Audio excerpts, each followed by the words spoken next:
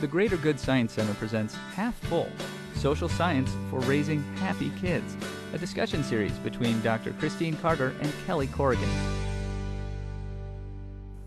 Okay, so I've been pretty much relying on my mothering instincts for 6 or 7 years now, and I'm getting tired of guessing, and I want to turn to the research.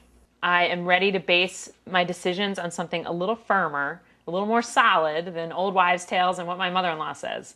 So I'm coming to you. Okay, well that's great, because this website is going to be all about the social science and the research and what that research tells us as parents, what we can do to build the skills in our kids that they need to lead happy lives. See, I'm learning already, because I don't think of happiness as a skill. I think of it as some little funny internal setting that you either, you're sort of prone to happiness or you're not. Certainly some kids are going to be born more cheerful, with a more cheerful disposition or something like that, but there are a lot of things that we can teach our kids so that they develop the habits of thinking and feeling and behaviors that will lead them more towards positive emotions like happiness. So you can teach happiness. Yes, you can teach the skills that kids need to lead a happier life. For the sake of the conversation, what exactly is happiness? I mean, how do you define it?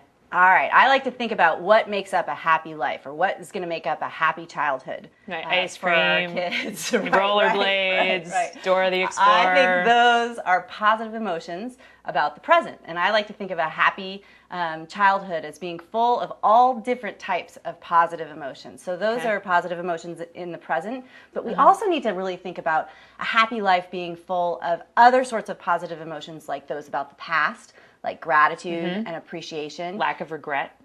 Lack of regret. And the future, like optimism, confidence is a positive emotion about the future, faith. And then happy lives are also really full of what we call pro-social emotions. So Versus antisocial, I take it. Right, versus antisocial emotions, like we're talking about empathy, compassion, love, connection emotions. The connection emotions. What 50 years of happiness research has told us is that we humans are happiest when we have strong connections to other people. So we want to give our kids the skills that they need to connect to other people. Okay, so how?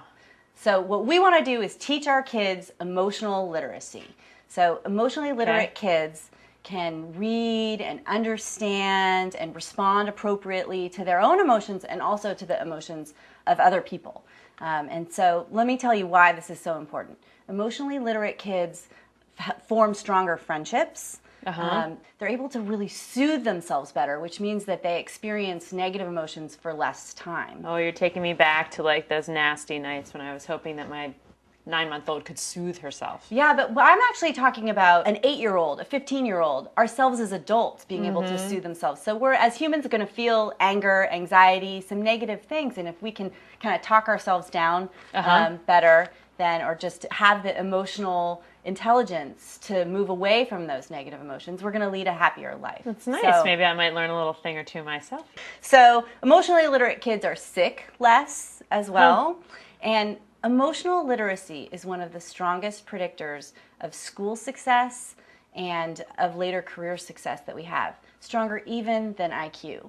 So unbelievable. Yeah, it is pretty unbelievable. So emotional literacy is the thing that we really want to focus on to help our kids lead happy and successful lives.